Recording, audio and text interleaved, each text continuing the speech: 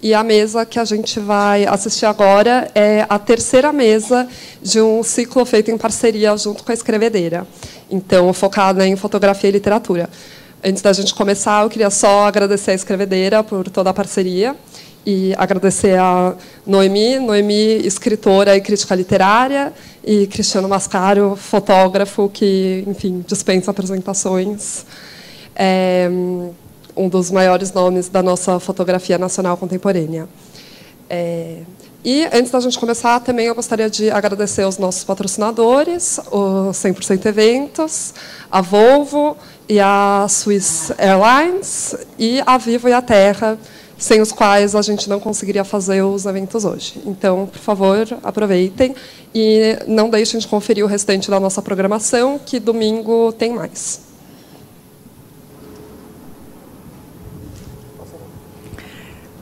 Boa tarde a todos. Muito obrigada por terem vindo. Também obrigada à SP Foto pela parceria com o nosso espaço cultural literário, que é a Escrevedeira. Depois eu falo mais dele para vocês. E queria dizer, antes de mais nada, que eu estou muito honrada em estar aqui do lado do Cristiano Mascaro. De verdade, não é só uma força retórica, uma forma de expressão, mas é real. E bom, vamos começar, né? Vamos começar. Queria só... Fala. Também vou agradecer aí a presença de vocês, o convite do SP Foto. Uma honra também estar aqui ao lado da Noemi Jaffe. E não é retórica também, pura verdade, e confesso um pouco intimidado, assim, diante de um público, né, que normalmente eu falo para fotógrafos, né, e quando eu falo em literatura, né, apesar, evidentemente, de eu defender a fotografia como algo também intelectualmente importante, né, e ousei participar, né, dessa conversa, porque a literatura está presente no meu trabalho, não de uma forma que normalmente as pessoas pensam, né? É isso que eu acho que nós vamos conversar a respeito. Bom, queria também adiantar que a nossa conversa não vai ser do ponto de vista de uma pessoa que entende de fotografia, absolutamente, né? Não é a minha especialidade e eu acho isso legal, né? Porque, na verdade, sou eu que vou entrevistar o Cristiano, não é ele que vai me entrevistar, que aqui é um evento de fotografia, né? E eu vou falar do ponto de vista de uma escritora mesmo, leiga, na área de fotografia. E uma vez um filósofo me chamou para entrevistá-lo a respeito de um livro sobre o Hegel, e um livro que eu nunca tinha lido, e um filósofo que eu mal conheço, mas ele também quis esse olhar literário para o que ele tinha escrito a respeito do Hegel, e foi legal. Então, eu acho que hoje vai ser também. Dá para colocar... tá. A primeira foto, né? E ela está bem aí, a foto, porque está muito claro, né? Está dando para ver? Bom, todas as fotos que vão ser exibidas aqui são fotos que o Cristiano tirou ou pedaços de livros de que ele gosta muito, que ele leu e cujas linhas ele marcou, porque ele considerou importantes para o trabalho dele, e é sobre isso que a gente vai conversar. Bom, Cristiano, essa é a foto do Gabinete Real de Leitura, no Rio de Janeiro, um lugar inacreditável, né? E eu, como escritora, me inspiro muito em fotografias, por exemplo, nas aulas de escrita que eu dou. Às vezes eu mostro fotografias para os meus alunos escreverem histórias a respeito de uma imagem que está ali congelada, mas que ela contém tantos significados que eu acho que ela expressa uma história, né? Como se ela contivesse de uma forma condensada uma história que o escritor vai lá e destrincha, né? Como se ele montasse em palavras o que o fotógrafo construiu numa imagem. Então, eu gosto muito de fotografia, eu uso a fotografia, e tenho uma relação de encantamento, de mistério com a fotografia. Eu não entendo como alguém pode, como eu li que você faz, construir a partir da luz. Né? Meus filhos não acreditam que eu não sei a diferença entre contra a luz e a favor da luz. Eu não consigo, eles me explicam, eu não consigo entender. Eles já me explicaram 1000 vezes, o meu marido também. E eu entendo na hora em que eles explicam, mas na hora de tirar foto eu não consigo. Eu queria saber qual é a relação que você tem com a literatura. Bom, primeiro, assim, eu acho que com a literatura, com uma conversa nossa, né, que eu ganhei alguns livros quando eu era muito jovem, né, da coleção do Jorge Amado, depois do Karl May, que foi um escritor alemão do século retrasado, que contava as aventuras pelo mundo. Então, para um jovem como eu na época, isso foi muito, vamos dizer, interessante, porque eu gostava muito de ler. Hoje não sou um leitor, né? Não esperem de mim, né? Atualizado com a literatura, essa coisa toda. Mas depois eu tive uma ligação muito forte, como você está dizendo, na biblioteca. Eu descobri fotografia na biblioteca da faculdade, onde eu estudava, vendo um livro do Casca-Pesson. Depois, casualmente, um dia, estava no Rio de Janeiro, entrei aqui no Real Gabinete Português de Leitura, né? Então, isso para mim acabou virando um templo, né? Uma biblioteca, realmente, para mim, é algo assim que me inspira muito, né, como fotógrafo. Seja bem-vindo. E hoje em dia, para mim, vamos dizer, a literatura, ela não é exatamente, ou quando a gente vê o nome dessa nossa conversa, né, fotografia e literatura, a gente pensa que seria um fotógrafo ilustrando, né, um trecho literário, né, ou um poema. Isso é muito interessante. Eu fiz uma vez só isso, e eu mostro para vocês, mas para deixar mais clara essa minha associação, né, de ler alguns livros, estão aqui, vão ser projetados, né, do professor Antônio Cândido, do Ítalo Calvino, do Ernesto Sábato, que falavam sobre o processo criativo literário. E eu descobri que tudo isso era muito semelhante às dificuldades, o enfrentamento, né, os fantasmas, né, que o fotógrafo enfrenta quando vai, então, fotografar. Tanto é que um dos livros do Ernesto Sábato chama exatamente O Escritor e Seus Fantasmas. Quando eu vi isso, realmente morri de curiosidade. Eu queria saber quais são os fantasmas do escritor, porque serão semelhantes aos meus.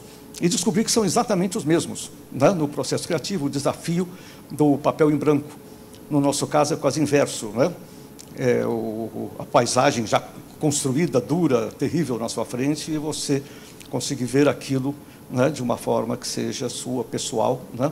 Um exercício assim, de saber viver, ou como o professor Antônio Cândido diz, a força transfiguradora do olhar. Isso para mim é muito importante, independente da fotografia contemporânea ou a clássica, vamos chamar assim, né? Eu acho que isso é saber ver, eu acho que para o fotógrafo é muito importante. Então, a gente precisava estabelecer um diálogo, porque eu sou muito falante, né? Daí eu desembesto assim e tal. Eu estou adorando. Vai me interrompendo. Não, você falou da realidade dura, terrível, da paisagem dura e terrível à nossa frente. Uhum. Por que você usou esses adjetivos para qualificar a paisagem, dura e terrível? Porque, sim, como diz o Ernesto Sábato, num dos livros que eu coletei, eu acho que essa projeção vai acabar dançando um pouco, né? Porque a gente fica conversando, fica projetando, talvez não, aí interrompe, a gente vai passando, né? Sim. Depois a gente dá um jeito. Não, pois é, porque ele diz que o real é algo terrível, né? Fazendo um paralelo também, né? Eu me lembro o Paulo Mendes da Rocha, um grande arquiteto, quando ganhou o prêmio Pritzker, né? Ele falou: a natureza também é algo, não falou selvagem, que seria meio literal, né? Falou uma coisa assim também, que o homem que constrói as coisas, né? As cidades que todos nós combatemos é o nosso refúgio, né? Ninguém, a Amazônia está assim em cartaz, né? Mas não é disso que eu quero falar. Quer dizer, a gente não, o homem, quando viu o primeiro trovão, o homem da caverna, ele se abrigou numa dessas cavernas e depois veio construir seus abrigos. Então, as cidades, pior que tenham se se tornado, né, é onde o homem constrói a sua vida, né, e faz comércio, essa coisa toda. Mas, para fotografar, a gente não pode cair na literalidade, né? Por isso que, lendo um livro, né, que chama Recortes, do professor Antônio Cândido, eu vou falar para o público. Então, acho que é melhor, né? Acho que é melhor. Existe um capítulo onde ele fala sobre a crônica, que o título é O Mundo Desfeito e Refeito. Isso, para mim, caiu assim na cabeça de uma forma incrível, sabe? Quer dizer, é o que o fotógrafo faz também, né? Ele tem que dar um jeito de revirar aquilo, né? E fugir daquele olhar perpendicular, né? Ser um olhar de esguelha, não? Existe essa palavra ainda? Né? Existe. Assim, meio torto assim e tal, para se desfazer daquela literalidade. Ou não fugir exatamente, mas desfazer e fazer o outro lado do espelho, né? Então, isso realmente me deixou assim, muito encantado. E eu teria que, acho que, ler. Daí seria projetar uma coisa que ele falou sobre a metáfora, essa coisa toda, né? Mas está aqui, o comando está aqui comigo. O verde mais para frente, deve ser, né? Isso. Aqui, acho que foi a única vez que eu fiz esse trabalho de interpretar um texto. O texto acho que está bem atrás de mim aqui, mas acho que dá para ler, né? Isso aí foi um relatório anual, um relatório anual da Souza Cruz, fabricante de cigarros, que quis, então, ilustrar esse relatório com trechos da literatura, da poesia, né, da música, trechos que falavam sobre o ato de fumar. E me foi reservado esse do Guimarães Rosa, eu fiquei muito satisfeito. Né? Um desafio assim e tal, e era justamente essa frase que falava, acho que dá para vocês lerem, né? Sobre a angústia de uma pessoa que queria sair, né, pela porta e fumar. Então tem um trabalho interessante do fotógrafo também, que é buscar daí a cena que possa ilustrar isso. Então eu fui para uma fazenda de uma prima minha, falou assim: olha, lá tem o Toninho, né? Um rapaz que toma conta não sei do que e tal, e que ele... Mas não me falou se ele fumava ou não.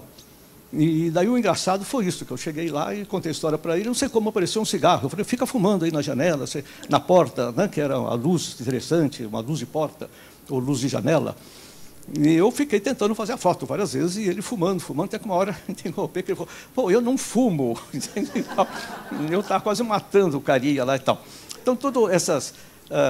as aventuras, né, esses imprevistos fazem parte um pouco da vida da gente. Mas... numa foto como essa, né, que você fez como um serviço, como uma encomenda, e que você está usando praticamente como uma ilustração do texto, mas eu acho que ela vai muito além disso, em que medida você, como você falou, está transfigurando a realidade a partir do teu olhar? Tá, bom, essa foto, particularmente, ela não surgiu como outras que eu faço, que realmente são vamos dizer, produto, né, de uma atitude drástica, intuitiva. Aqui é uma imagem construída, que não é muito o meu trabalho, justamente porque eu estava preso a um texto previamente escolhido, né? Então, isso como eu falei, a minha relação com a literatura não é exatamente essa, né? Mas está aí porque o fotógrafo tem uma vida dupla, ambas muito dignas, não? Uma que é os seus anseios pessoais e outra trabalho de encomenda, né? Onde a gente é pago para realizar um trabalho. Escritor também. Oi? Escritor também. Não, sim. Não, eu acho que é sempre um desafio, na medida em que a gente possa preservar o seu trabalho, a sua linguagem própria, né? Eu tenho uma admiração e até inveja, porque é um mercado muito mais, vamos dizer, interessante de trabalho, né, da publicidade. Mas eu quase nunca fiz publicidade. Eu realmente não tenho... Eu não tenho esse talento. Vou esperar passar o helicóptero. Onde, normalmente, você tem que cumprir uma tarefa já previamente estabelecida por um diretor de arte, essa coisa toda. Aqui era uma coisa um pouco mais livre, eu só não escolhi o tema, mas aí me soltaram: olha, está aqui o Guimarães Rosa, você sai por aí. Foi quando eu encontrei o Toninho e fiz ele engasgar lá. É que eu levei uma cigarro, já prevendo que eu ia numa fazenda, foi isso que aconteceu. E ele aceitou, falei: toma um cigarro. Ele ficou fumando lá, quase morreu. Bom, para mim, a relação é essa do meu trabalho, realmente, quando eu saio para a rua. como normalmente acontece, nos meus anseios assim, e tal, é um voo cego. Eu vou aquilo que eu não sei o que eu estou buscando exatamente, mas sei quando encontro, né? E é dessa forma que eu me identifico com esses escritos, né, do professor Antônio Cândido, do Ernesto Sábato e de alguns outros autores, né, que estão aqui. Então vamos ver o Antônio Cândido, que acho que é o próximo. Vamos ver o Antônio Cândido. É. Ah, não, está aqui. Bom, vocês vão desculpar, eu naquela época não tinha descoberto ainda o marca-texto. Então, eu rabisquei aí o livro com uma caneta que eu tinha em casa, porque eu fiquei encantado justamente, né? Eu vou ler aqui para não ter que virado para trás. Eu tenho o livro do Antônio Cândido aqui, que se chama, né, Recortes. E uma coisa que eu acho que vocês devem, se puderem ler aí, tiver legível, apesar dessa caneta cor de laranja aí, né, que ele fala assim, no segundo trecho aí que está grifado, né, o autor pode manipular a palavra em dois sentidos principais, reforçando ou atenuando a sua semelhança com o mundo real. A semelhança é reforçada quando ele escreve, por exemplo, as nuvens paravam no alto céu. E é atenuada quando escreve, bandos de carneiros corriam no campo azul. É tão simples assim o que o professor Antônio Cândido fala, né, que a gente não percebe, né? Então, a gente, quando está fotografando, né, as nuvens que pairavam, a gente quer transformar fotograficamente em carneiros, né? É essa, exatamente quando ele fala em seguida, né, que o mundo está e não está presente. Quer dizer, você está lidando diretamente com a realidade, mas você tem que dar uma outra, como um eco, né, que vai de um jeito, volta de outro. É a mesma coisa, mas é diferente. Mas, por exemplo, quando a gente vê uma fotografia sua que nos parece muito semelhante ao real, né, que parece muito fiel àquilo que a gente está vendo, em que medida não é tão fiel? O que é que está sendo atenuado ali? Que semelhança que está sendo modificada? Então, eu acho que um exemplo é essa foto. Acho muito bom. Né? É. Eu jamais imaginei que, saindo de casa um dia, indo lá para 24 de maio, não é a Galeria do Rock, é a Galeria Presidente, ao lado da Galeria do Rock, uma galeria totalmente abandonada. Não, abandonada não, assim, já meio, como se diz, quase falindo, né? O pequeno comércio de cabeleireiro unissex, unissex, né? E tal, livrarias e tal. E eu subi, as escadas rolantes estavam todas quebradas, eu subi com equipamento pesado até lá em cima e não tinha a mínima intenção, eu estava curioso e até meio receoso, estava naquele lugar com equipamento pesado, essa coisa toda, equipamento fotográfico. E quando eu fui descansar, depois de subir vários andares, né, por essas escadas, eu me apoiei nesse guarda-corpo, que está aqui assim, estaria aqui assim, e realmente levei um susto quando eu vi isso completamente, vamos dizer, inesperado, como forma, como uma máquina. E foi, acho que, a primeira fotografia que me fez, vamos dizer, ver a cidade de uma forma não tão literal. Muitas vezes a gente não escapa, porque a gente escapa um pouco em função da luz, em função de uma angulação, né? Mas às vezes quase resvala por um cartão postal, que pretende sempre ser muito claro e mostrar aquela beleza eterna e tal. Então, essa foi uma foto assim, que me marcou muito, justamente por, sabe, representar a cidade, né, por um pedacinho dela. Sabe, ela tem que é uma coisa que a gente vê, mas não vê. Né? A gente vai na Galeria do Rock, vê, mas não vê isso. Né? Isso que você está falando também. Eu acho né? que eu não tenho nenhum talento. A gente olha, mas não vê, não sei. Eu não sei se eu tenho o olho afinado como um músico tem os ouvidos. Né? Eu não tenho talento nenhum, eu não sei. Acho que você tem, claro que você tem um olho afinado. Não, pois é, então eu acho que o fotógrafo tem que ter, como se exige de um músico, né, os olhos afiados, né, para perceber algumas coisas que talvez, né, outras pessoas não percebam.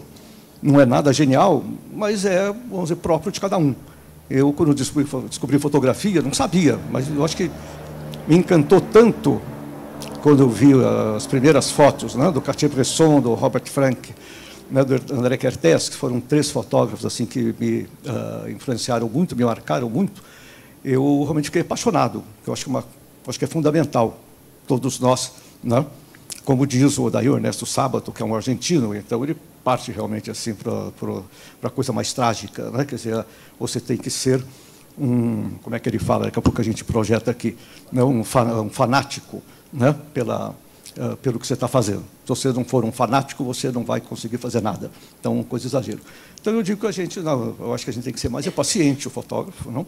Fanático um pouco também, ou apaixonado pelo que faz, porque daí você não desiste, né?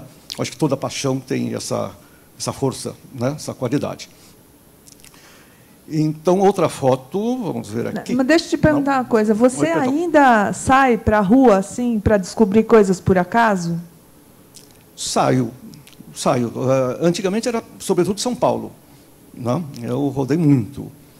E, por uma série de circunstâncias de vida pessoal, eu fiquei agora um pouco mais livre, vamos dizer, não, mas acho que isso é importante revelar, não? A vida da gente não é, né, só, eu sempre cito assim, o Pavarotti um dia, dando uma entrevista, falou: você pensa que eu chego em casa e canto uma ópera? Né? Não, ele tem a vida, tem os filhos, a mulher e tal, tinha, né? Então, eu também, os filhos, né, minha família é muito unida, e todos já estão, não fazem mais cursinho, não tem que pagar aquela grana, pagar, né, tratar do médico, essa coisa toda. E, então, eu tenho viajado um pouco, sabe? Também por uma série de circunstâncias, né, que eu estou sempre contando essa história. Vocês vão ver daqui a pouco aí alguns retratos. Eu fiz muito retrato, né, de pessoas que eu encontrava pela rua. E, olha, quero fotografá-lo. Nunca fui em estúdio, sempre no local de trabalho, no meio da rua. Né? Fiz fotos no corredor do elevador Lacerda, num boteco em São Luís do Maranhão e assim por diante. E hoje as pessoas não gostam mais de serem fotografadas por alguma razão, né? Ou a gente detecta, né, um pouco pelo fato da internet, essa coisa toda, então se recusam. Eu não tenho nenhuma vontade de ser um sujeito invasivo, chato, essa coisa toda, então estou falando arquitetura. Não esse horror, não que a gente está vendo daqui. Bom, em suma, não normalmente por fotografias encomendadas por arquitetos, porque daí você já fica com uma luzinha vermelha. Será que ele vai gostar? Não vai. Para mim, a arquitetura é uma coisa tão livre, tão solta, não só ela individualmente, mas o conjunto, né, que forma assim, a paisagem urbana. Ela, na verdade, a arquitetura, se a gente prestar atenção, ela, desde os tempos anteriores, as pirâmides, Stonehenge, essa coisa toda, passando pelo Renascimento, antes ainda pela Idade Média, né, pela arquitetura gótica, pelo Renascimento, até os dias de hoje, ela é uma lição, né, muito clara da evolução do conhecimento humano, né, não só do ponto de vista tecnológico, mas também da capacidade de criação. Então, a arquitetura, para mim, tem esse simbolismo, e eu tenho fotografado muito isso. É o que eu tenho feito assim mais recentemente. São Paulo eu saio de vez em quando, não é sempre, mas, de qualquer forma, é uma cidade que, evidentemente, não é bonita, aliás, é muito feia, né? Mas ela é extremamente inspiradora. Eu acho que a beleza dela está justamente nesses desafios, né, que ela te coloca. Para mim, basta um quarteirão ficar dando volta, que sempre alguma coisa vai acontecer de novidade. Né? Mas então fala dessa foto. Não, então, essa foto está associada, né, àquela ideia de o mundo desfeito e refeito, né, que é em Cachoeira, lá no Recôncavo Baiano, que eu realmente, às vezes, eu me lembro muito bem, isso faz parte. Né? Eu tinha, na noite anterior, chegado em Cachoeira, depois de uma viagem muito longa, e fiz uma reserva no único hotel que tinha lá, que era o antigo convento, mas estava coisa meio mambembe e tal, e por celular, que já existia, meio tal, consegui fazer uma reserva e cheguei 11 da noite no hotel e me apresentei e, olha, não tem vaga. Eu falei, mas eu fiz uma reserva. Ela perguntou, quem fez? Eu falei o nome da pessoa, assim, mas ele não pode fazer reserva, né? Então me conformei e dormi numa escadinha que tinha ali no hall do hotel e tal. E acordei assim, bom, antes eu tinha, fui descansar num bar, tomei umas cervejas e tal, tudo isso faz parte. Né? E acordei, assim, muito chateado com aquilo tudo e meio de ressaca e tal, e dei de cara com essa cena, sabe, de uma luz dura, de meio-dia, ainda mais lá no Recôncavo, faz mais calor que aqui, e fiz a foto que eu percebi algo inusitado na minha frente, que eram várias figuras geométricas, né? E que foram possíveis por conta dessa luz dura, que o fotógrafo normalmente recusa, essa coisa toda. Né? Então, eu acho que faz parte desse pedaço que a gente estava comentando, né, do mundo desfeito e refeito, né, e de aquilo que é, mas não é. Né? Então, tenho esse Quer dizer, enquanto um passante, um pedestre está vendo uma árvore, sei lá, cortada, não está vendo nada, você está vendo formas, né? Não, pois é, eu vi, olha, tem uma elipse, né, no meio das minhas aulas do cursinho. Um triângulo, cadê? Por que andou aqui? Volta para trás. Aqui. Não sei, ele caiu aqui, mexeu. Bom, então, triângulo, tem retângulos e assim por diante. E realmente eu fiquei, essa foto para mim ficou muito intrigante, né, pelas condições com que ela foi feita. Repetindo, né, quer dizer, eu encontro. Né, eu jamais imaginei que, saindo mal-humorado daquele hotel, logo percebi, apesar de ser do tempo do filme, que a gente não vê na hora, com essa facilidade de hoje em dia, eu achei que eu tinha feito uma foto interessante e tal. Que só se revelou depois de um mês, né, quando literalmente ela foi revelada, né, quando o filme foi revelado. E agora, quando você vê imediatamente o resultado do que você está vendo, você vê na imagem da câmera, né, digital, o resultado, sem ter que esperar para revelar um mês depois, sem esse tempo todo, o que muda na tua relação com o que você vê, pelo fato de você já saber como ela vai ficar? Olha, deveria mudar muito, mas a gente se acostuma com tudo. Né? Eu me sentia assim, muito mal, assim, um traidor, abandonar o filme 3x, né? As câmeras com lentes absurdamente precisas, né? Das câmeras analógicas. Mas a gente se acostuma. Aquele prazer que eu tinha de levar, o prazer e o temor, né? Porque a gente tem que sofrer para ser feliz. Né? Eu acho que isso leva um pouco a gente a ficar naquela expectativa, e que eu levava os filmes para serem revelados, às vezes 40 filmes, resultado de uma viagem longa, e deixava com a Rosângela Andrade, uma grande amiga minha, que revelou meus filmes o tempo todo, durante 20, 30 anos, e esperava 1, 2 dias para daí ver as provas de contato. Então, durante esse período, eu acho que isso contribuía para a nossa atuação como fotógrafo, sabe, esse período todo, né, de expectativa, de temor, até que eu ia buscar as provas de contato e ficava doido, assim, 40 cópias de contato, né, cada uma com 36 chapas, que eram os filmes que a gente trabalhava. Então, tinha, vamos dizer assim, vários momentos de expectativa. Né? Revelava o filme, ficava 2, 3 dias assim, esperando, imaginando o que ia sair daquilo tudo. Daí pegava as provas de contato. Apesar da Rosângela ter feito aquelas provas de contato, eu não deixava ela ver.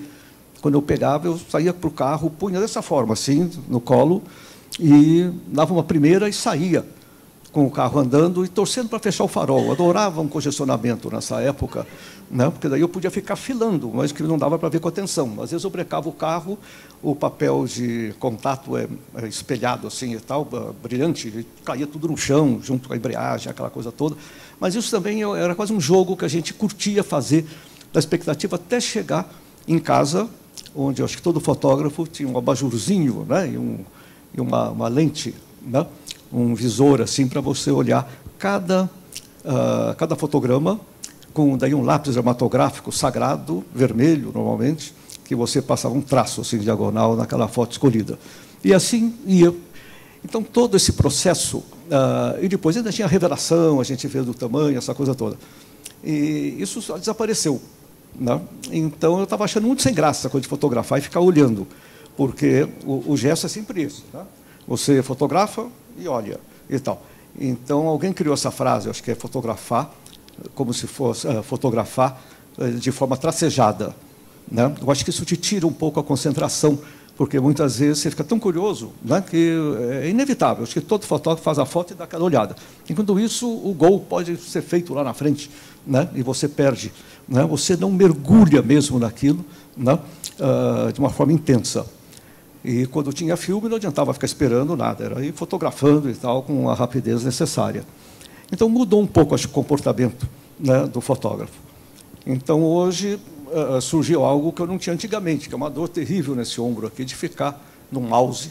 Mas é incrível isso aqui. Eu acho que a gente fala e ele desobedece. Estamos aqui no Ernesto Sábado, a gente já passa para ele aqui. Então, acho que realmente a gente não pode negar, a roda da história não para, ela anda para frente. Eu me lembrei, enquanto você estava falando, de uma história que aconteceu comigo, que a minha avó era sobrevivente de guerra e veio para o Brasil em 1949, e ela falava iugoslavo, né, que era a língua do país de onde ela tinha vindo, sérvio, falava alemão e estava aprendendo a falar português. Mas ela sempre se interessou muito em estudar hebraico, que era a língua que ela mais queria saber falar. E ela estudou tanto, que ela aprendeu a falar hebraico perfeitamente, sozinha, estudando sozinha. Daí ela foi para Israel, que era o sonho da vida dela, depois de muitos anos, acho que só em... não me lembro agora quando ela foi, nos anos 80. Né? E ela estava sonhando em que todo mundo dissesse para ela: nossa, como a senhora sabe falar hebraico bem e tal. E ela foi para Israel, ela ficou muito frustrada, porque ela falou que lá todo mundo fala hebraico. Até o motorista de ônibus fala hebraico. E ela falou, e ninguém valorizava o que eu tinha aprendido.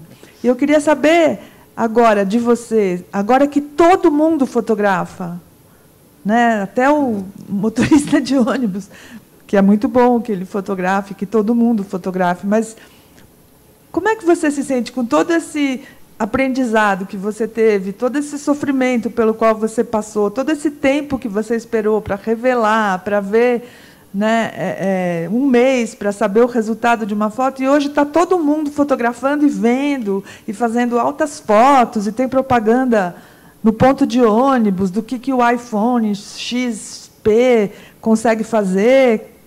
Isso, você se sente decepcionado? Você se sente traído? Não. A fotografia mesmo no tempo da foto do filme, né, da película, ela já era muito mais democrática, né, do que a pintura, o desenho, porque as pessoas tinham câmeras, compravam câmeras, fotografavam, enquanto ir na casa do artista e comprar uma tela e tinta e falar, vou pintar, eu acho que era muito raro. Né? Agora, com o advento digital, né, e do iPhone é uma marca também? Não, é um tipo, né? O iPhone é esse que o João... Né? É quase uma marca, né? Porque, né? É bom. Eu acho muito interessante pelo seguinte, é como se todo mundo passasse a ler. Entende? Então, todas essas pessoas que estão fotografando, elas estão, de uma certa forma, desenvolvendo uma acuidade visual, vamos dizer assim. Né? Eu só sou contra o selfie, mais ainda o pau de selfie. Então, horror. Né? Porque atrapalha. Vocês vão assim andar por aí e tal. Eu tive uma experiência agora, foi em Veneza. É assim, uma cidade incrível. A cidade é incrível, a quantidade de gente atulhada na rua e realmente fica cutuca todo mundo e tal. Né? Acho que cutuca, daqui a pouco a Mona Lisa vai ficar com o olho roxo lá e tal, de levar uma. E eu acho que como se todo mundo começasse a ler. Ninguém vai ser escritor por conta disso, ninguém vai ser fotógrafo por causa disso. Não me interessa se vai ter concorrência ou não. Não é bem esse o problema. Né? Nos libertou, de uma certa forma, também. Nós que andamos com câmeras, né, que nos denunciam, é um fotógrafo que está chegando, então você entra num shopping, vem o segurança e impede você de fotografar, essa coisa toda. E eu tive uma experiência recente quando me convidaram para fazer um trabalho, uma coisa inédita, fotografar, junto com o José Bassiti, um grande fotógrafo e amigo meu, fazer um ensaio sobre a Avenida Paulista e para depois fazer uma exposição na Biblioteca Mário de Andrade. Eu fiquei um pouco temeroso, assim, e tal, mas falei, vamos ver, deve ser interessante. Ainda daí, falei, então vou fazer já como sai, colorido mesmo, que o meu trabalho sempre foi preto e branco. Resolvi enfrentar. Né? Eu acho que com o digital a gente chutou muito pau da barraca, entende? Então a gente acabou fazendo coisas que o Cartier-Bresson ia ficar, né, de cabelo em pé.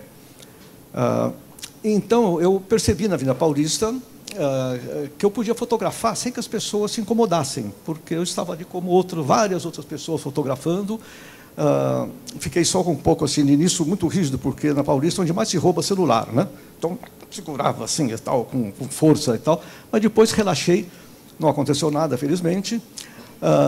eu sempre faço uma piadinha, que eu não resisto, né? Daí, se viesse um segurança, né, ameaçando, eu pegava e falava, alô, mamãe, eu chego logo para jantar, qualquer coisa assim e tal, né, disfarçando, né, que eu estivesse fotografando. Então, eu não vejo problema algum. Eu acho que populariza, talvez as pessoas comecem a ver mais o trabalho de fotógrafos, autores, essa coisa toda, né? Porque é inevitável, não adianta a gente ir contra isso, né, desde que surgiu. Né? E cada vez os celulares ficam... No final de semana passada, eu vi uma exposição com fotos enormes, todas feitas com celular. Então, daqui a pouco, essas câmeras pesadas que a gente usa, né, vão acabar sendo substituídas por coisas minúsculas, né? O que facilita. Eu não aguento mais assim, o desvio na coluna do fotógrafo, né? É algo presente. Então, vamos falar do sábado. Do sábado. Não, pois é, esse foi um outro susto que eu levei quando me caiu nas mãos esse livro, né, que ele está ali reproduzido, que a Companhia das Letras me enviou, porque a foto da capa é uma foto minha, que, por uma tremenda ironia, é o escritório de um fotógrafo, não é de um escritor. Mas não interessa, a imagem, né, a fotografia, é uma coisa em aberto, né, que na hora que você põe o título, o escritor e seus fantasmas, né, tem, na verdade, um escritor sentado ali, né, não um fotógrafo. Bom, e ele fala justamente isso, né, como argentino, assim, a condição mais preciosa do criador. E ele está falando de literatura, né? O fanatismo. É preciso ter uma obsessão fanática, nada deve antepor-se à sua criação. A sua criação deve sacrificar qualquer coisa a ela. Sem esse fanatismo, nada de importante pode ser feito.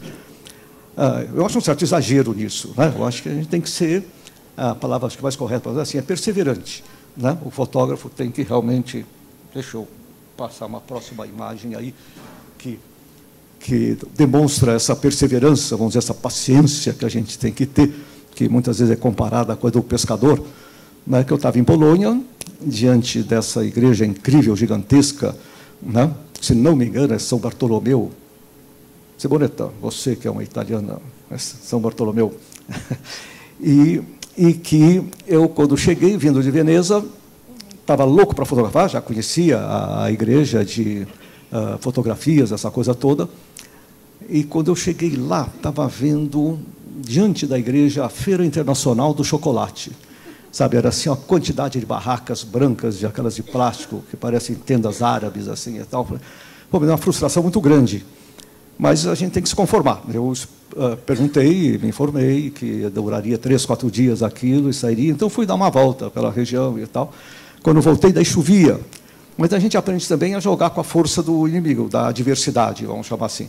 Né? Eu medi bem, achei que o chão molhado, essa coisa toda, né, e um bom guarda-chuva ali, num dos personagens, dos passantes, poderiam ajudar.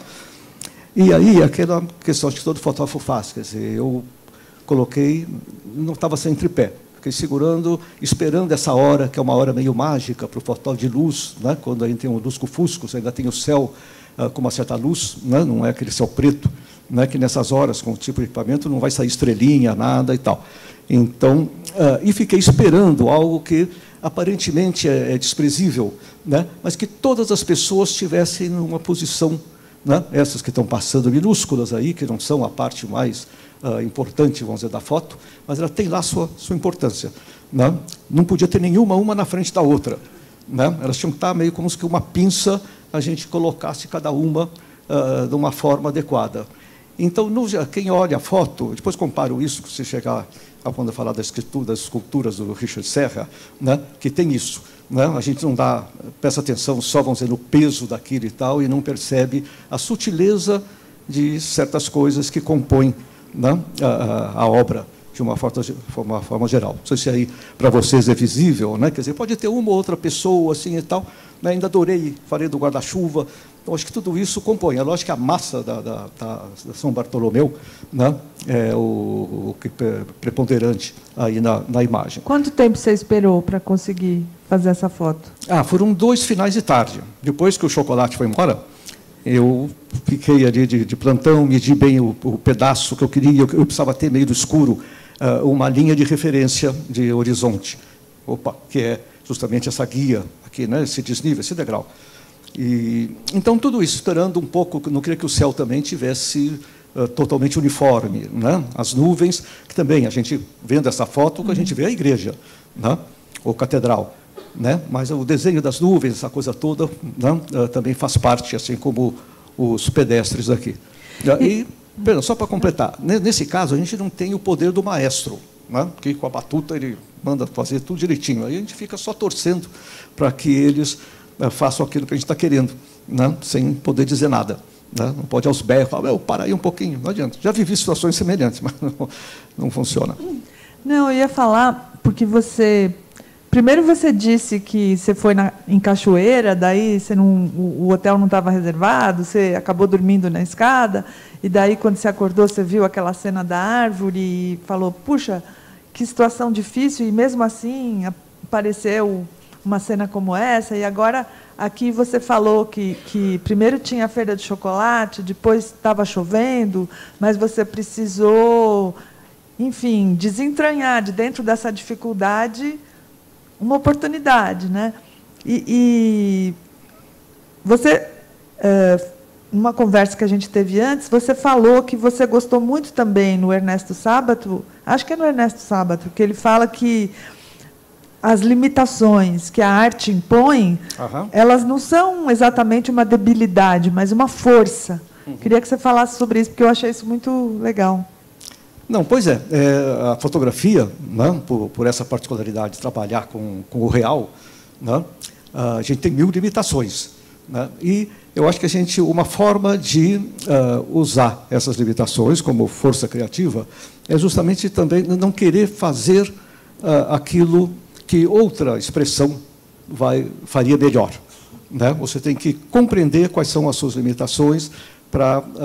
Então, isso que acontece. Eu acho que se eu chegasse aí, né, diante da São Bartolomeu, e não tivesse essa dificuldade toda, né, ou essa exigência de esperar que todas as coisas se comportassem, né, mesmo que eu não tivesse o poder de dirigi-las, né, eu faria uma foto qualquer. Né? Eu acho que são uma série... ou é uma série, ou são uma série de coincidências. Eu não sei o que vem primeiro, onde é que a gente conjuga o verbo aí. Você deve saber melhor que eu. É uma série. É uma série. É o sujeito, é a série. De pequenas coisas que fazem esse o todo, né? Que vão surgir em sequência.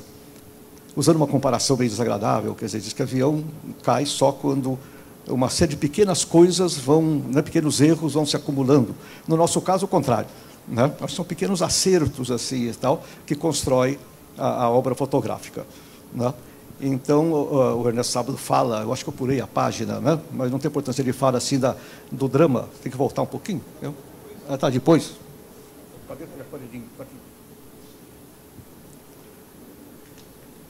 Bom, essa é outra foto também de perseverança, né?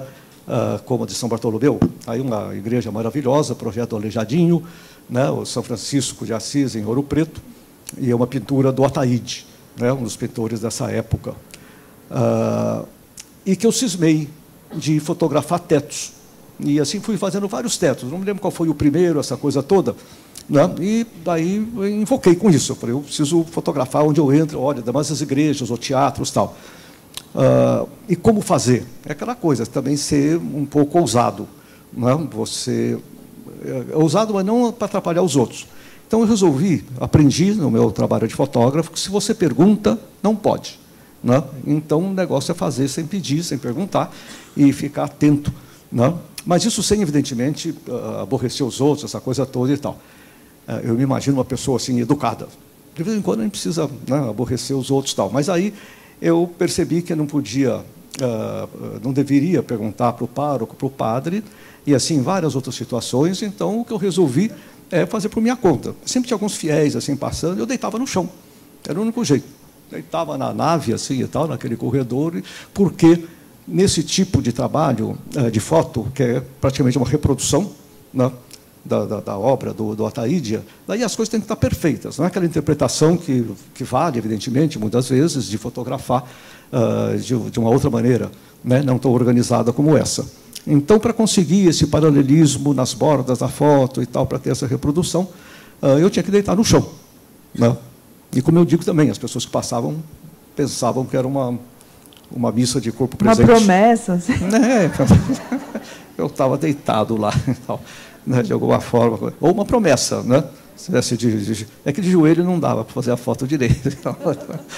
Em suma, então, isso eu vivi muito essa aventura. Aqui no Brasil me sentia mais seguro, que eu teria até como me explicar, me desculpar, mas eu fiz isso em outros países, outros lugares, que daí, eu acho que padre italiano é mais bravo, na Sicília. Você já passou por alguma situação assim muito louca, que, assim, do tipo que você deitou no chão, mas daí vieram falar com você e você teve que dar um jeito? Você lembra de alguma história assim?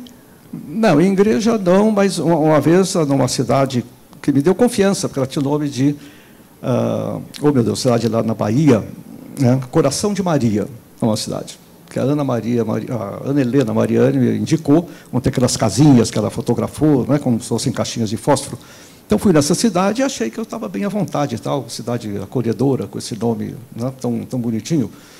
E essas casas são muito pequenas e baixas, e eu via, através das janelas, andando pela calçada, a salinha de visita, às vezes com umas cadeirinhas torné, bonitas, tudo muito arrumadinho, e tinha muita vontade também, assim como fazer retrato, entrar nessas casas. E daí, junto à soleira da porta, assim, tinha um garoto sentado.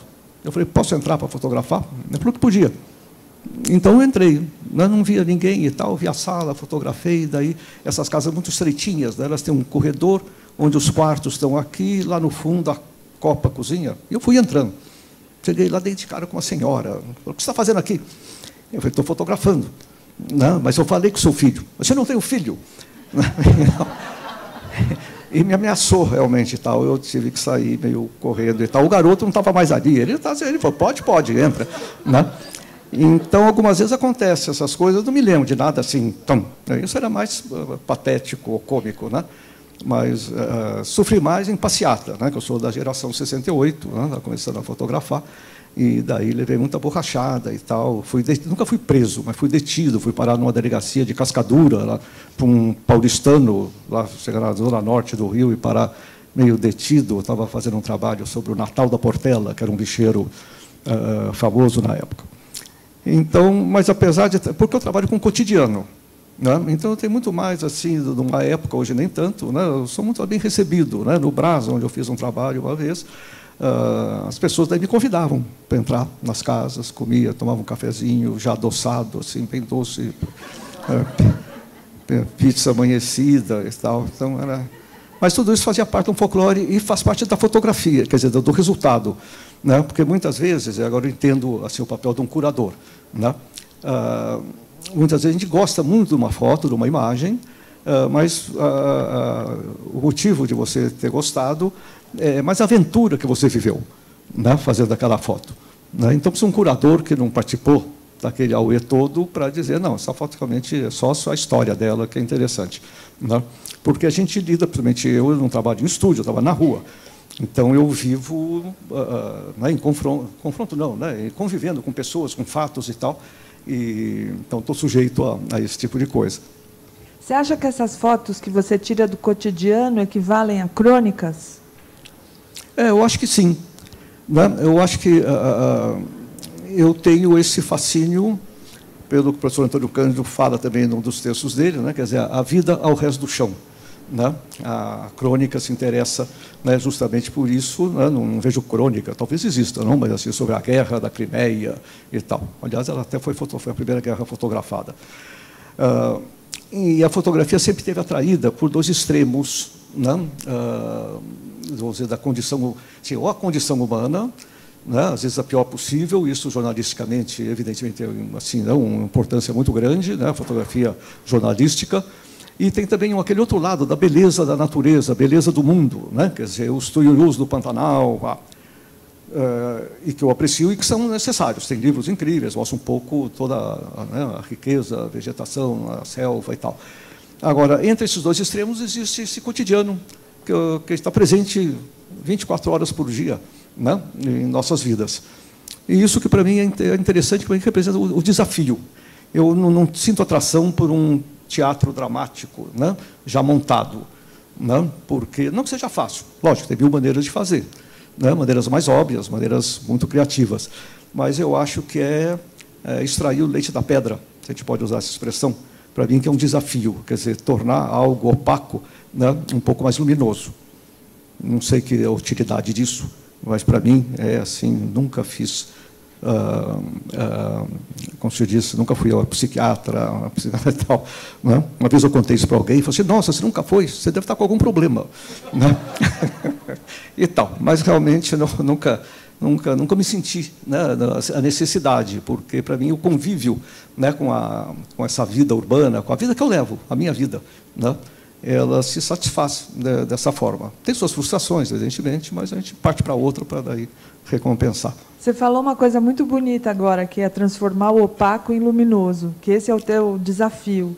E no livro do Ernesto Sábato, você grifou uma frase que você não comentou, mas que está grifada lá, em que você fala em que ele fala que ele é contra a pura inovação, a inovação pela inovação, que ele é a favor do significado. Sim. Né? Então, me parece que isso que você acabou de dizer tem a ver com isso, né? Que você quer dar significado para tudo que você está vendo. Você quer transformar aquela coisa que aparentemente não tem significado numa coisa que seja significativa para todo mundo. Não, sim. Eu não sei se eu vou te responder corretamente, né? Mas hoje, com o avanço tecnológico, a gente é capaz de fazer coisas que escapam daquele limite que o Ernesto Sábato diz também, né? Que são as limitações que tornam a sua capacidade, desafio a sua capacidade de criação, né? Então, quando isso deixa de existir, eu acho que não tem, porque você pode iluminar qualquer coisa com Photoshop, essa coisa toda. Então, hoje, não sou um dinossauro, né? Eu acho que depois dessa poeira toda, a gente vê aqui no próprio SP Foto, né, uma série de coisas novas. Algumas eu gosto, outras, sinto confessar, não gosto, né? Assim como outro tipo de fotografia e tal. Mas é porque está vendo, acho que assim, muita poeira, né? E muito paraquedismo. E, de repente, as coisas se consolidam, né? Abaixa essa poeira, né? E uma nova linguagem, talvez, baseada ou paralela à fotografia, possa surgir. Né? Uma coisa que eu analiso, que eu sou, não que eu seja contra, mas acho que não é correta a interpretação, chamar de fotografia uma instalação fotografada, né? Ou outra manifestação, como um happening, não? Uma coisa assim. Né? Então, isso é um registro, assim como eu fiz o registro do Ataíde, né? Em suma, então, acho que a gente está assim, num momento que é difícil a gente analisar o que de fato, né? Eu tenho medo de, quando o Picasso começou, né, a pintar, e o cubismo, essa coisa toda, as pessoas falam, ele faz isso porque não sabe desenhar, né? Então, o que era uma grande bobagem. Então, a gente tem que estar esperto um pouco, porque essas coisas que hoje eu não gosto tanto, podem ser, né, aceitas no futuro. Mas você queria falar aqui do Sábato, mais alguma coisa? Ou vamos para a próxima? Aí, onde estamos aqui? Acho que a gente pode ir para a próxima já, né? Então vamos. Não, vamos lá. Agora quem vem? Deixa eu passar aqui para lá. Minhocão, né? Não, pois é, eu acho que ele estava se referindo eu não me lembro agora o porquê que eu coloquei essas fotos aí, né? Mas eu acho que em função de você, que o Ernesto Sábato fala sobre o teatro, né?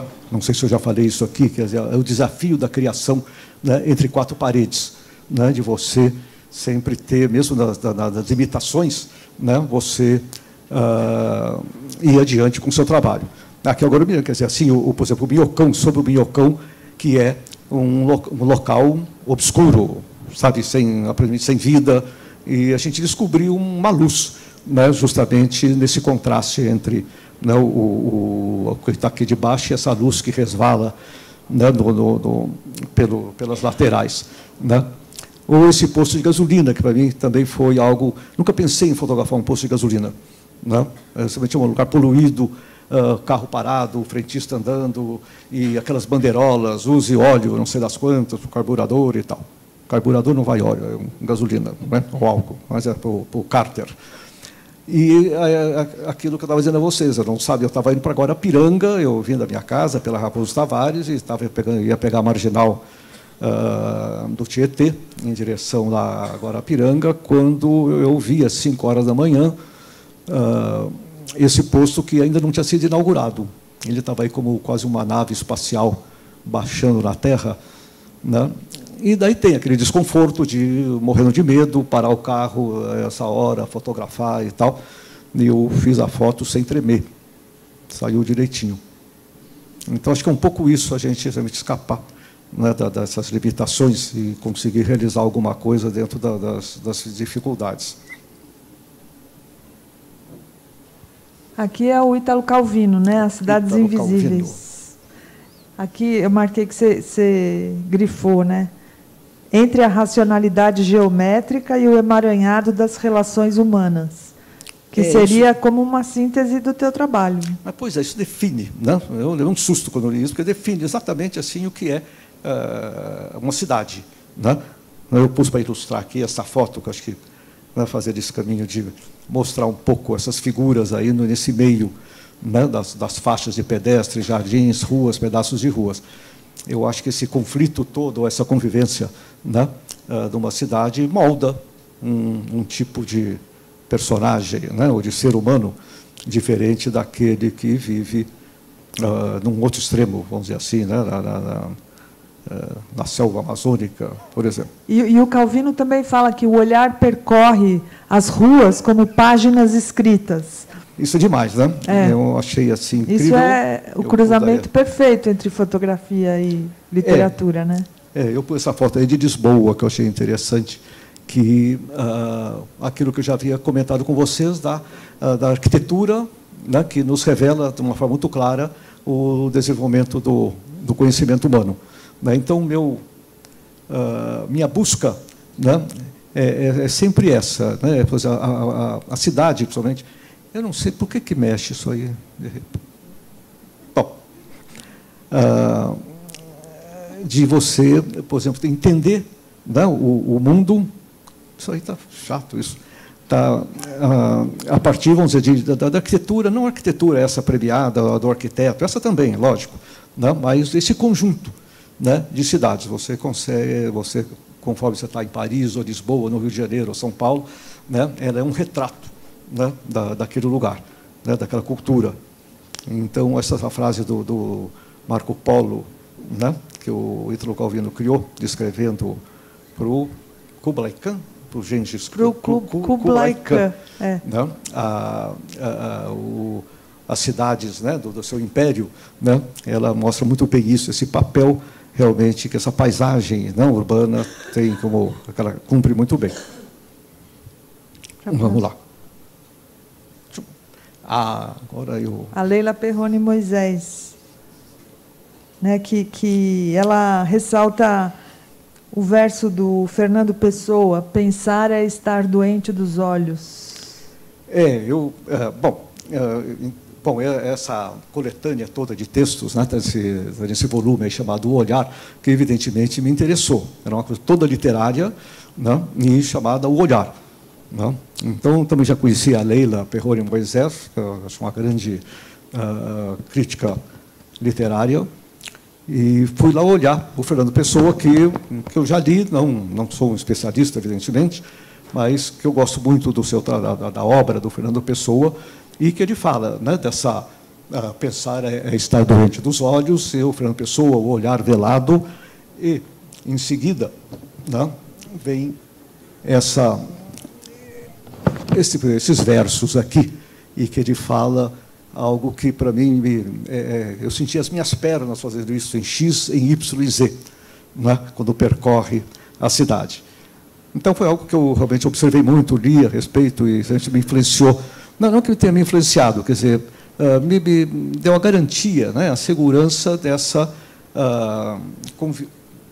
convivência, vamos dizer assim, entre o pensamento do fotógrafo, né, e do poeta ou do escritor. E criei coragem de falar o seguinte: o meu olhar em mim, que aqui está muito passado. Não, ele fala, pensar é estar doente dos olhos, mas aqui é o Álvaro de Campos falando, o olhar é em mim uma perversão sexual. Pois é, eu fiquei satisfeito dentro disso, porque eu tinha medo, né, de assim, o olhar orgasmático, que ele fala também num pedaço, né? Eu esqueci de dizer, quer dizer, tem os heterônimos, o Fernando Pessoa ainda tem essa coisa, eu acho incrível e tal, de pensar de várias formas diferentes, né, e analisar as coisas. Então, eu sempre falo isso, porque realmente é um prazer físico a hora que você consegue, com todas as dificuldades. Não que seja diferente, eu imagino que o pintor, o escultor, né, todos os artistas tenham realmente esses momentos assim. A hora que a gente acha a palavra certa, que a frase sai boa. A Lígia Fagundes Telles falou uma vez assim dessa dificuldade, que às vezes a gente precisa arrancar a palavra puxando pelos cabelos. Eu achei assim muito forte assim essa imagem aí, né, que ela criou. Então, e a gente trabalha com o imponderável, né? A gente não está sentado. Quer dizer, os escritores, teve até uma matéria interessante que eu li na Veja há muitos anos, que descrevia a forma dos escritores escreverem. Né? Então, parece que a Clarice Lispector abriu uma gavetinha onde ela jogava um bando de papeizinhos com ideias e depois escrevia, abrindo aqueles papeizinhos naquela cômoda. Né? A Lígia Fagundes Telles parece que na cadeira de balanço com a máquina, né, de escrever aqui no colo. Então, acho que isso tem um pouco a ver. Mas, de qualquer forma, de uma maneira mais escolhida, né? E a gente sai para a rua e realmente das dificuldades todas. Muita gente não consegue, né, como eu consegui na foto de São Bartolomeu e em outros lugares. Mas quando você consegue, realmente dá uma sensação muito boa, né, que se assemelha a essa do Fernando Pessoa, que com aquela carinha tão assim comportada, né, que eu vejo nas fotografias, nos retratos dele, né, tinha essa...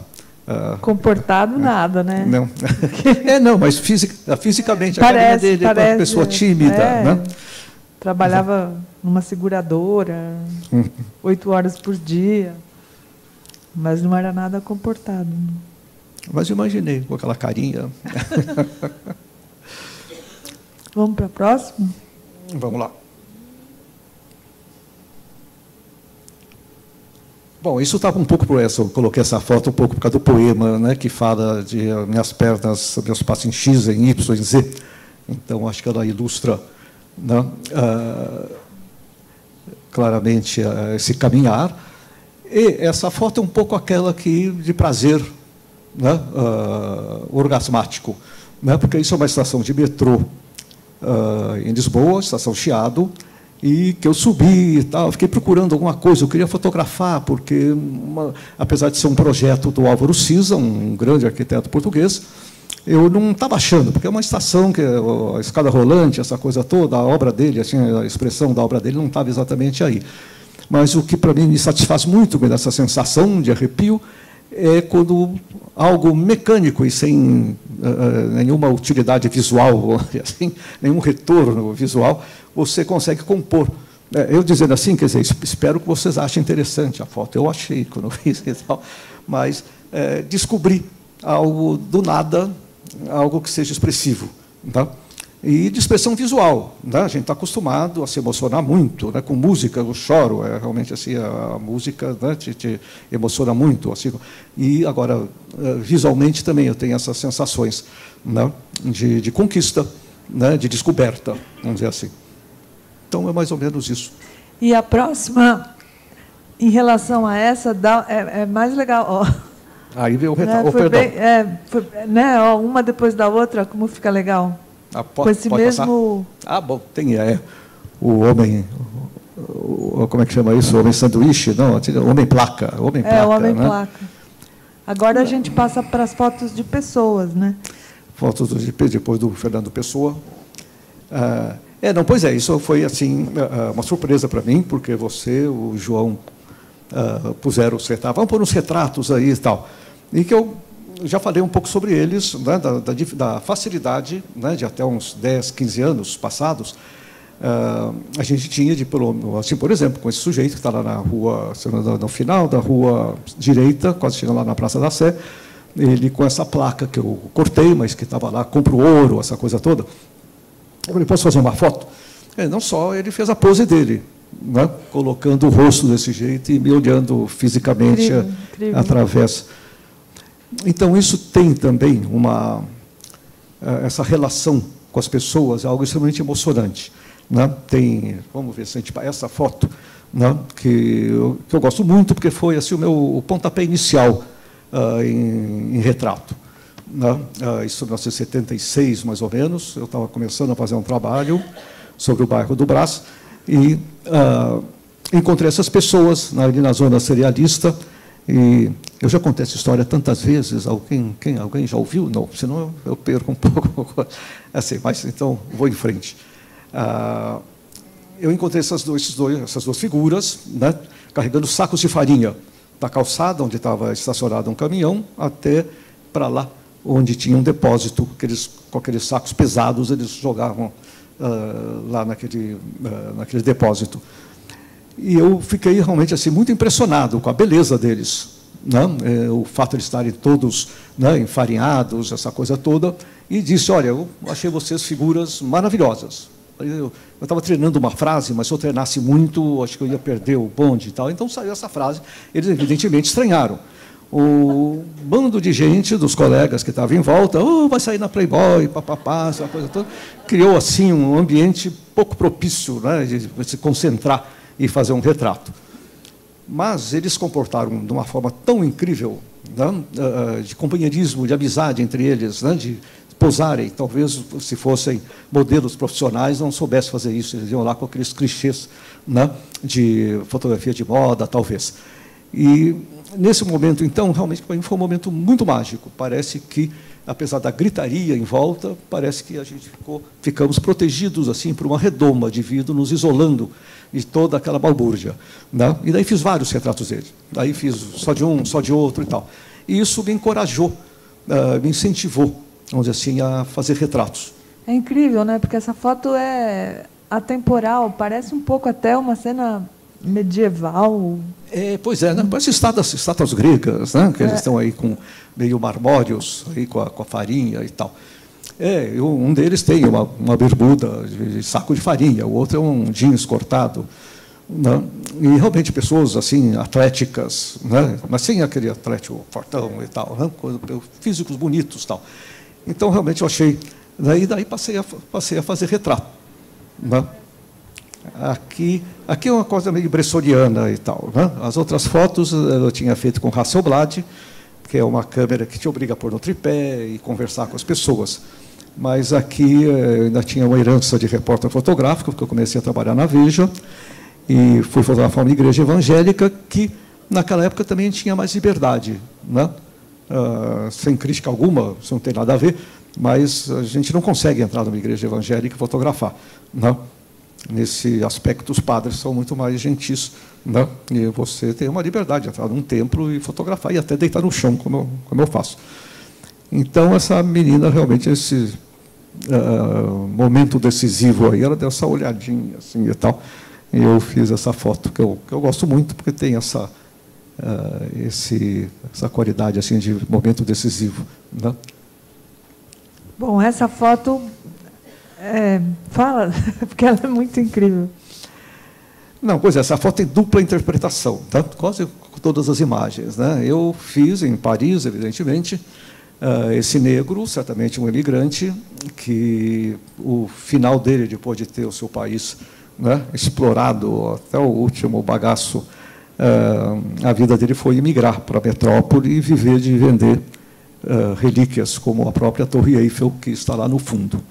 Então, isso é um momento de conquista, porque aí estava muito escuro, do ponto de vista técnico, estava muito escuro, mas já era o tempo do filme ainda, e eu fiquei atento a ele, fiquei perseguindo e tal, não queria que ele percebesse também, tinha que ser um momento roubado, para não iria posar ou reclamar, né? Então, para mim, tem essa foto, tem esse significado de falar, olha, realmente o que acontece com os imigrantes, né, que tem que sair do seu país. É uma foto política, né? Sim, pois é, eu fiz nesse sentido. Mas um dia desse, ela estava exposta lá na cidade de Matarazzo, na exposição que eu fiz no Sesc Pinheiros. Uma pessoa falou, nossa, olha que ponto Paris chegou, né? Falei, puxa vida, né? Quer dizer, então é uma outra cabeça, né? Então o fotógrafo às vezes serve para ilustrar pessoas que pensam desse jeito. Mas isso para mim não há como, sabe, depois, ainda mais agora, nesses últimos anos, que há toda aquela fuga, né, com barcos infláveis que morrem muitas pessoas, tal. Esse é um retrato, né, que demonstra isso. Mas, independente de todo esse sentido, eu acho que assim, ele é interessante. Não, eu acho que esse negro assim, e a qualidade não é o mais importante, mas eu ressalvo que foi feito com uma Leica ainda. Eu acho que todos nós fotógrafos sofremos um pouco, porque uma Leica é uma Leica. com uma lente sensacional, que a gente tem detalhes aí, até a bochecha dele tem um pouquinho de luz, né? E que está ali representado. Feita com, acho que 1/4 de segundo, eu fiz muitas fotos, aqui ele deve estar mexendo levemente a mão, tanto é que a Torre Eiffel aí está um pouco tremidinha, né? E hoje a gente trata fotografa com umas lentes de plástico, né? E tal, que entortam tudo, que depois o Photoshop corrige, desentorta. Dá um jeito. Não, isso é bom, tudo bem. Mas não tem aquela satisfação de você estar com uma coisa preciosa também na mão, né? Então, esse retrato tem todo esse papel. Bom, e para terminar, antes de passar para o público, queria que você contasse um pouco para nós como é a experiência de fotografar as obras do Richard Serra. Bom, aqui tinha mais um retrato, mas mais ou menos a mesma coisa, aqui esse metalúrgico, né, lá em São Bernardo. E eu não queria passar, né? Parece que é uma coisa... O João que colocou aí e tal, falou, não, foi você, põe as fotos do Serra e tal. Porque eu tenho muita curiosidade. Não, eu não estou criticando, evidentemente. Para mim é uma oportunidade, falar, poxa, eu fotografo por Richard Serra e tal, que é um grande artista, né? Mas eu sempre coloquei isso de uma forma muito reservada e tal. Mas que acabou se revelando na exposição que eu fiz lá no Sesc Pinheiros, que foi a primeira vez que esse trabalho foi assim exibido, né? Bom, a experiência é a seguinte, eu o conheci, uma tremenda coincidência, ele tem uma escultura, agora duas, né? Uma pública lá no Instituto Buenos Aires, uma particular. E ele precisava de alguém, de um fotógrafo, que registrasse essa escultura aqui no Brasil. E daí o proprietário mandou meu site para ele, e ele gostou, porque tem muita arquitetura, e a obra dele é arquitetônica, é espacial, e fotografei, então, essa escultura. E ele gostou muito, o que para mim foi muito estranho, porque ele vive em Nova York, onde há muitos fotógrafos, né, de qualidade, mas ele cismou com esse fotógrafo ao sul do Equador, né, e passou a me chamar, aqui no Catar, onde ele fez esse trabalho incrível, que é essa escultura no meio do deserto, e eu tinha já falado para vocês um pouco a respeito, né? Quer dizer, o trabalho dele é com material bruto, pesado, né? Mas obedece regras sutilíssimas que fazem com que tenha, então, assim, essa grandiosidade, né? Quer dizer, a distância entre cada peça dessas aí é medida para aqui, pelo menos eu sinto isso, é como se fosse uma caravana, né? Aquela imagem que a gente tem dos camelos no deserto, né? Aliás, eu lembrei de uma história que tinha um sheik, né? De Agadir, que ele viajava de uma cidade a outra com os camelos, com as suas bibliotecas, da sua biblioteca, nos camelos, em ordem alfabética. Eu acho isso genial. Uma coisa. E aí, então, é uma dessas caravanas, né, que o Serra representou. Então, não só pela distância que existe entre uma e outra peça, como também, a gente não tem todas as fotos aqui, cada um desses totens, né, obedece à mesma altura dessas elevações. Não sei por que eu falo mesetas, eu falo portunhol, mas aí mesetas para mim ficou assim, que são essas pequenas planíciezinhas, né, ao longo desse caminhar dessa caravana. Então, isso faz com que são coisas que a gente não percebe olhando assim claramente, matematicamente, mas faz toda a riqueza, vamos dizer assim, né, a movimentação, né, como esse outro trabalho dele, né, que são cubos idênticos, né? Idênticos não significa que eles sejam todos planos, cubos perfeitos, né? Foram 8 cubos feitos, pesados, né? Tem gente que vai lá bater para ver se é de lata, não, é tudo maciço, e isso faz visualmente, a gente sente o peso. São 8 cubos feitos na mesma forma, né? Com faces perfeitamente planas ou lisas, outras um pouco onduladas, né? E ele colocou de formas diferentes, face a face, como nesse caso aqui mais central, são faces lisas, então dá uma sensação de peso, né? Essas aqui já são colocadas faces que têm ondulações. Então, você vê uma fresta, né? E isso faz com que você tenha uma sensação de peso e de leveza, né, a cada conjunto desses dois blocos, né? Então, isso está no MoMA. Semana que vem eu vou lá fotografar. Estou vibrando assim e tal, porque deve ser muito bacana. E isso agora está nessa foto, está numa galeria lá de Nova York. Então, acho que esse trabalho, mal comparando, evidentemente, mas é aquele trabalho que o fotógrafo tem, né, de esperar as pessoas ficarem cada uma numa posição e tal, que ninguém percebe o trabalhão que a gente teve, mas, né, precisou ser feito daquela forma. Então, eu tenho uma admiração, eu aprendi assim, a entender bem o trabalho dele, né, como essa escultura que está no Instituto Moreira Salles, né, que são duas lâminas iguais, mas que chama Eco, né? E, evidentemente, a gente precisa escutar isso ou ler para entender perfeitamente, mas sentir as sensações, né? Ele estava contando que chama-se Eco porque são duas lâminas iguais, e o Eco, ele vai de um jeito e volta, a mesma coisa, mas diferente, né? Já não é o mesmo timbre ou qualquer coisa assim, né? Então, acho isso interessante, são certas coisas assim, muito sutis, né, que estão presentes numa obra monumental e pesada, de toneladas e tal, né? E ele é o chamado escultor que tirou a escultura do pedestal, né? Então, hoje que daí surge, acho que tem outros escultores do site específico, essa coisa toda. Então, é um trabalho assim admirável. Vamos abrir para perguntas? Alguém gostaria de perguntar alguma coisa? Aí eu não sei se é para passar o microfone.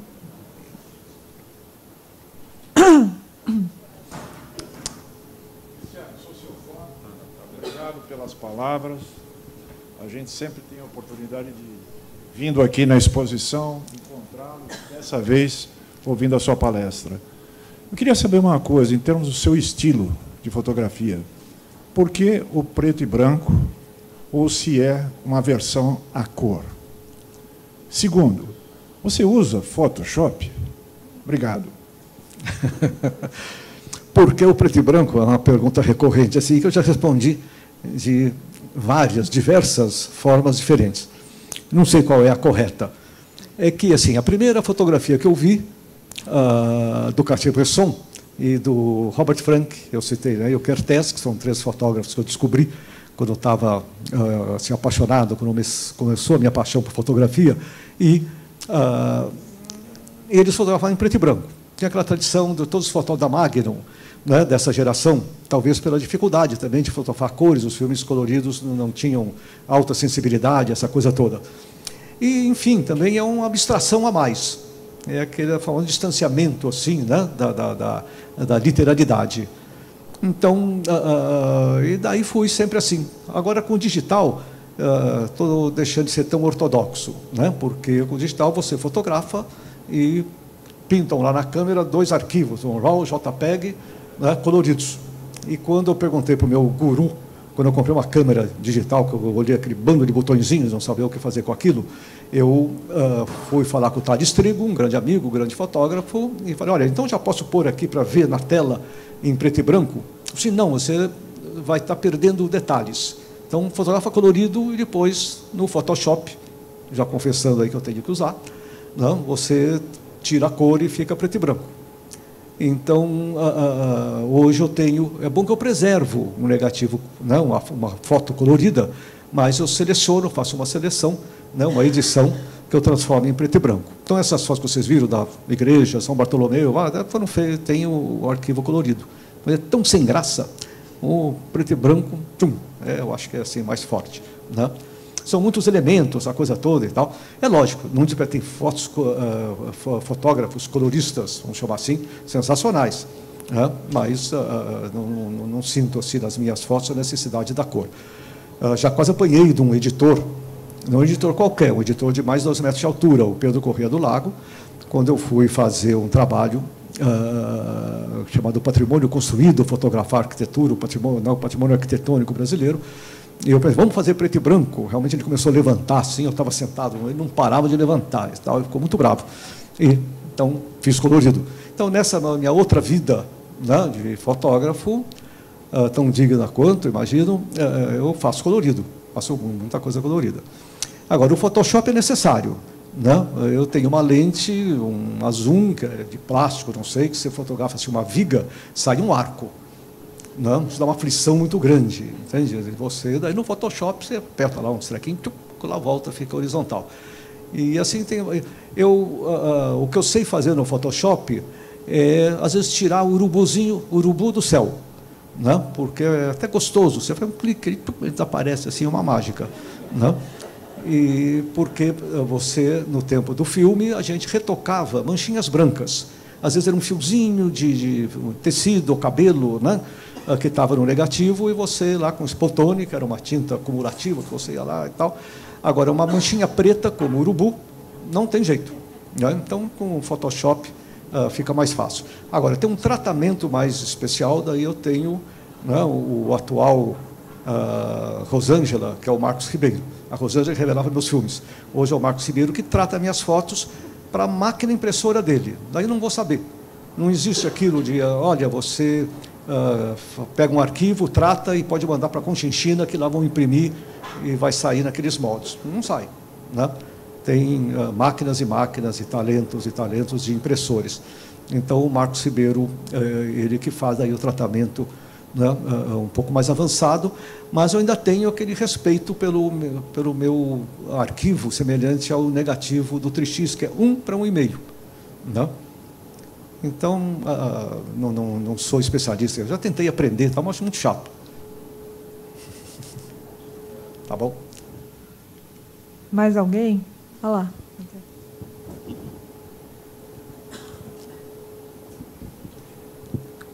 Cristiano, boa noite. Boa noite. Também sou fã, parabéns pelo seu trabalho.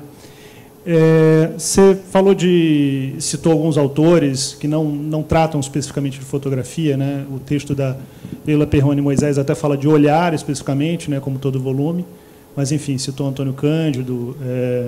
Eu queria saber, na verdade, eu ouvi de um fotógrafo se você lê e como você recebe os clássicos sobre fotografia, especificamente de não fotógrafos, como, né, do Roland Barthes, o Susan Sontag, ou outros autores, eventualmente mais recentes e também leigos, né, não fotógrafos, mas que, como teve um volume mais recente, acho que da companhia, do Geoff Dyer, acho que é um instante contínuo, que acho que é o nome.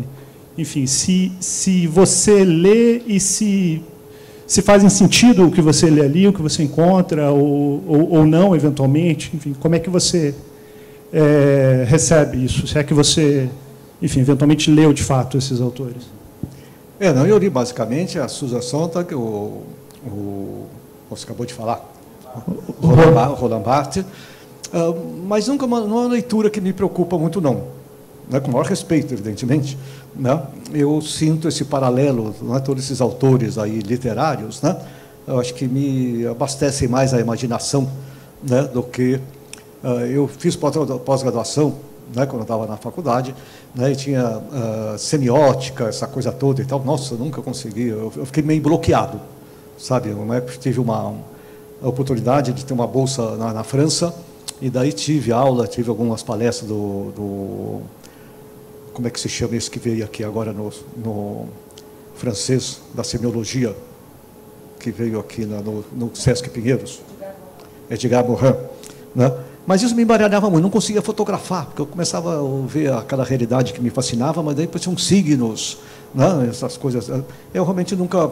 É uma limitação minha, confesso, mas nunca se levei muito adiante o estudo, né, a leitura dos teóricos, né, da fotografia. A literatura, para mim, independente desses autores todos, ela me faz imaginar, né, muito mais do que uma leitura assim, mais especializada, né, ligada à fotografia.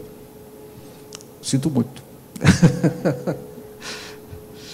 Bom, gente, infelizmente a gente tem que encerrar a palestra. Posso falar uma coisa? Claro. Não, só queria convidar vocês a conhecerem o site da Escrevedeira, que é esse Centro Cultural Literário que a gente tem faz 1 ano na Vila Madalena, onde a gente oferece cursos de literatura e de escrita, e de fotografia e literatura, música e literatura, artes e literatura. Então, convidar vocês a conhecerem o nosso espaço. Obrigada.